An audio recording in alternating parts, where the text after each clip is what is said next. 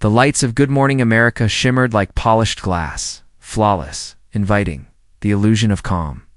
Cameras rolled, coffee mugs gleamed, and across millions of living rooms, America leaned in for another easy morning of chatter and charm. But behind those practiced smiles, tension was already coiling tight. Blake Shelton sat center stage, his trademark grin slightly fixed, his eyes studying the man across from him, George Stephanopoulos. The set was bright, but the air was heavy, charged with something that didn't belong in breakfast television. George shuffled his notes, voice smooth as ever. "Blake, you've always stood for authenticity in country music," began, pausing just long enough to let the word authenticity hang in the air. "But do you think some fans are getting too political these days?" A faint smirk flickered across Blake's face. The crew behind the cameras froze. A single camera light blinked red. For half a heartbeat, silence ruled. Then Blake leaned forward, elbows on his knees, and said, quietly but firmly, "Maybe folks are just tired of being told what to think, George." The audience laughed uncertainly.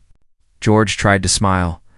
"Well, that's certainly one way to see it," he replied, tone clipped, measured, but his eyes betrayed irritation. Blake didn't blink. "No, that's the way to see it," he said. A producer's hand darted into the frame, gesturing to cut. The teleprompter scrolled, the anchors shifted. And the conversation that was supposed to be about music was suddenly about truth, bias, and something much deeper than either man realized. By the time the segment ended, the studio was silent. Off-camera whispers spread, "Did that just happen live?" America's morning show had just become America's fault line. But what triggered this on-air implosion was something no one saw coming, a single question that turned live TV into a battleground. Hours before the cameras rolled, the Good Morning America studio buzzed with its usual choreography, stylists brushing, producers pacing, interns clutching coffee cups like shields. On the surface, it was routine, but under the hum of chatter and lights, there was a subtle unease. Blake Shelton had arrived early, casual as ever, denim jacket, coffee in hand, nodding to crew members who weren't used to celebrities making eye contact. "Morning, y'all," he'd said with a grin that could disarm a crowd. But even he felt it, that quiet pressure that comes with stepping into a room built to keep everything under control. At the producer's table, the discussion had turned sharp. Someone mentioned a new angle for the segment, something that would add spice. A memo had gone around, "Avoid anything political." But curiosity, in the media world, often wins over caution. By the time George Stephanopoulos walked in, notes in hand, that forbidden question had already been scribbled in the margins. He didn't plan to use it, not at first. But live television has a way of testing restraint. As Blake's publicist adjusted his mic, she whispered, "Keep it light, okay?" He smiled, but his eyes didn't. He'd been in enough interviews to know when a conversation was about to turn into a trap. What no one realized was how symbolic this encounter would become a quiet collision between two worlds, the polished, metropolitan calm of a journalist who'd seen it all, and the raw steadiness of a country artist who refused to play a part. The cameras didn't catch it. But right before the countdown began, Blake exhaled a long, steady breath, the kind that comes before a storm. And when George asked that one question, the one his producers begged him not to ask, Blake's calm shattered. George Stephanopoulos had built a career on composure. In the bright blur of American television, he was the anchor who never flinched, the man who turned chaos into calm, who smiled through scandal and spoke truth in 30-second segments. But somewhere along the way, that truth had started to sound rehearsed. He wasn't born in the glare of studio lights. Long before Good Morning America, George had stood behind podiums in Washington, the strategist, crafting messages for men in power. He'd watched the world from behind velvet ropes, understanding which words built reputations and which destroyed them. The habit never left him by the time he traded politics for journalism. That instinct, control, precision, polish, had become his armor. On screen, he was measured. Off screen, he was meticulous. His world was one of bullet points, teleprompters, and narratives that had to make sense. But that morning, across from Blake Shelton, something cracked. Maybe it was fatigue. Maybe it was pride. Or maybe it was the subtle contempt he'd developed for people who spoke from the heart. Instead of the cue cards, he thought he could guide the conversation, steer it back if it went off course like he always did. What he didn't count on was a guest who didn't play by the rules of TV diplomacy. To George, authenticity was just another segment theme. To Blake, it was a way of life. And that's where the lines began to blur. As the camera lights burned white, George forgot he wasn't debating a politician or pressing a scandal. He was talking to a man whose audience didn't need persuasion. They already believed in him. He reached for that one question. It's the one that shouldn't have been asked. And in doing so, he reached past the limits of control. But across the studio floor, Blake was remembering another time he'd been told to tone it down, and what happened next would change his image forever, long before the arena lights and platinum records. Blake Shelton was just a kid from Ada, Oklahoma, a small town where Friday nights meant guitars on porches and honesty wasn't a performance. It was a promise. The roads were dusty, the dreams were big. And the only stage he knew was the back of a pickup truck parked behind a local bar. He wasn't born into fame. He built it, one stubborn chord at a time. Every song, every late-night drive home from some half-empty honky-tonk was a quiet declaration. I'll make it. That defiance never left him. Even as Nashville polished him into a household name, there was always something in his eyes, a hint of mischief, a refusal to play it safe. He joked when others rehearsed. He laughed when others postured. And fans loved him for it. They didn't see a star. They saw a reflection, a man who spoke their language and shared their patience with pretense. But behind the jokes and charm, there were scars. Years of interviews that twisted his words. Headlines that painted him as too blunt, too southern, too real. He'd learned that every time he told the truth, someone tried to package it, soften it, or turn it into clickbait. That morning on Good Morning America, sitting under the blinding city lights, all of that came rushing back. The pressure to smile.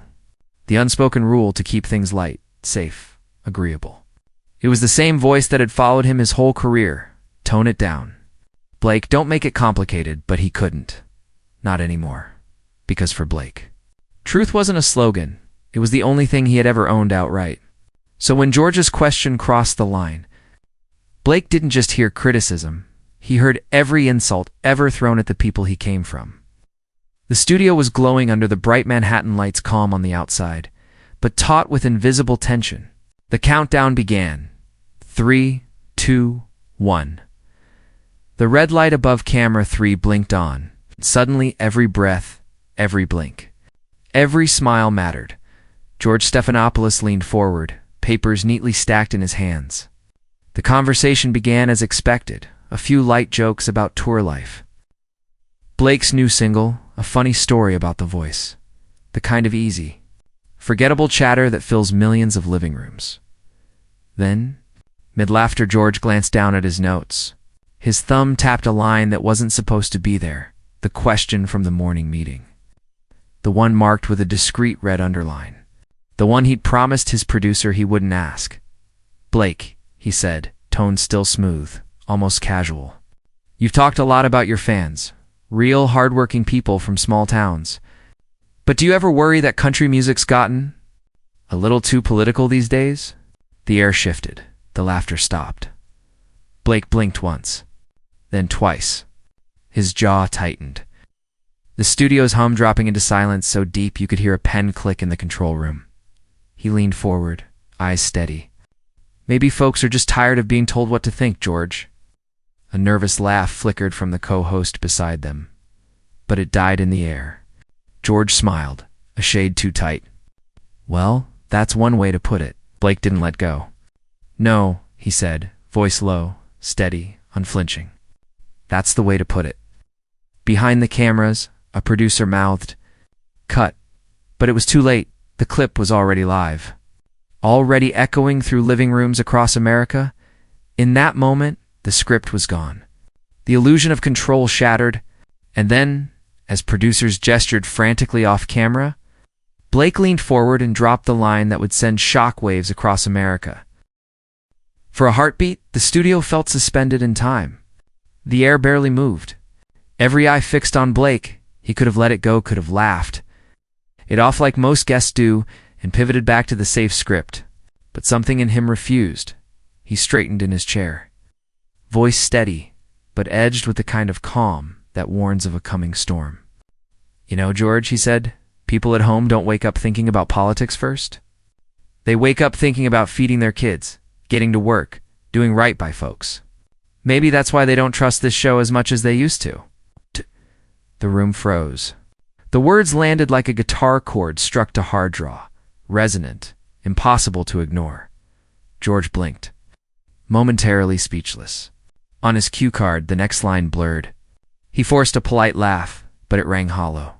"Well, that's quite an opinion," he managed. Blake didn't smile. "It's not an opinion, man.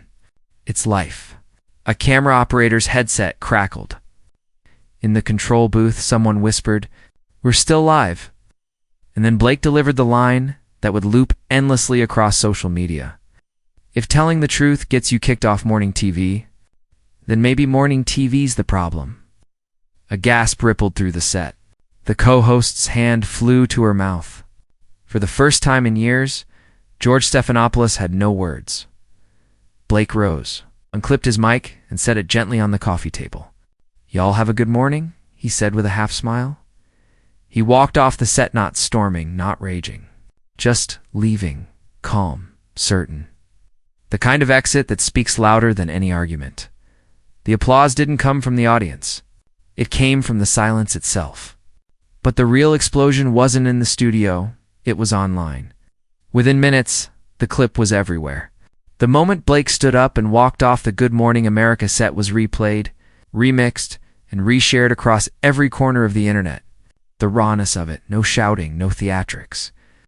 Just quiet conviction hit people like lightning in a world of noise. Twitter exploded first. #StandWithBlake began trending before the segment had even finished airing. Fans flooded the timeline with clips, captions, and quotes. "That's how you do it," one wrote. "Finally, someone who doesn't back down." Memes followed. Blake walking out in slow motion, overlaid with captions like "Say it. Don't spin it." On Facebook, country fans rallied like family. Entire comment threads turned into digital campfires where people shared why they felt seen, defended, heard.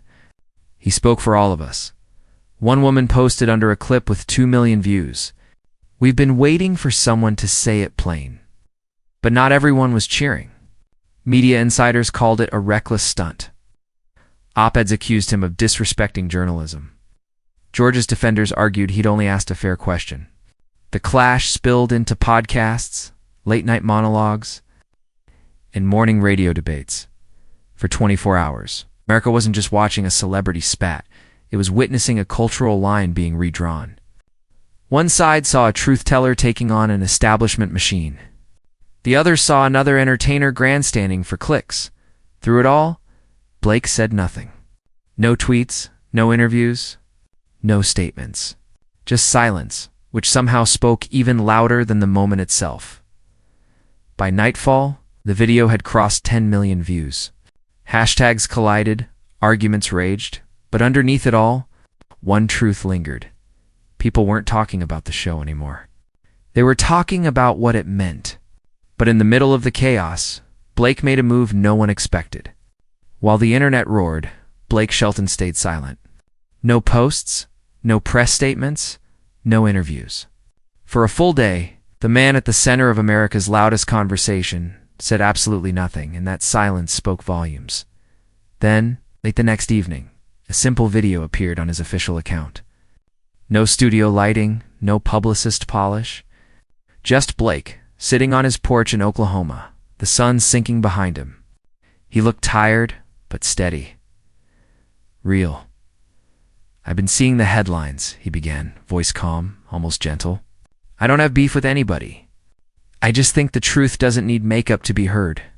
He paused, letting the words hang in the air. "Where I come from, you say what you mean, and you stand by it. Even if it makes people uncomfortable. It wasn't a rant. It wasn't a defense. It was a reminder that authenticity still had a place in a world built on filters and scripts. Clips from the video spread instantly. Journalists called it a masterclass in restraint. Fans called it real. Others simply called it Blake being Blake. The noise began to quiet, replaced by something rarer, reflection. Meanwhile, George Stephanopoulos chose not to respond.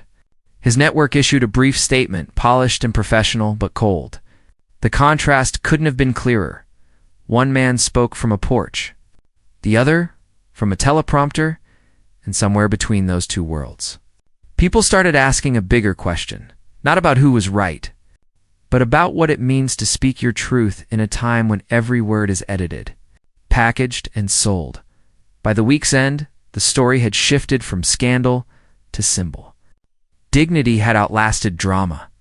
As America debated who was right, the deeper question emerged. What do we really want from the truth? The Good Morning America studio lights have long dimmed. But the echo of that moment still lingers. One man, one truth, one walkout that reminded America what conviction looks like. The microphone he left behind became more than a prop. It became a symbol that sometimes silence speaks louder than applause. Dignity outshines drama. In a world that rewards noise, Blake Shelton chose honesty. Not rage, not spectacle. Just honesty. And maybe that's the message we needed most. That courage isn't about shouting the loudest. It's about standing firm when the easy thing is to stay quiet. So if his story moved you, don't just scroll past it. Share it. Talk about it.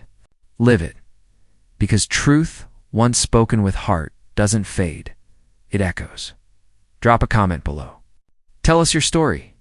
How do you stand strong when the world tries to silence you? Your voice matters, and this community is here to listen.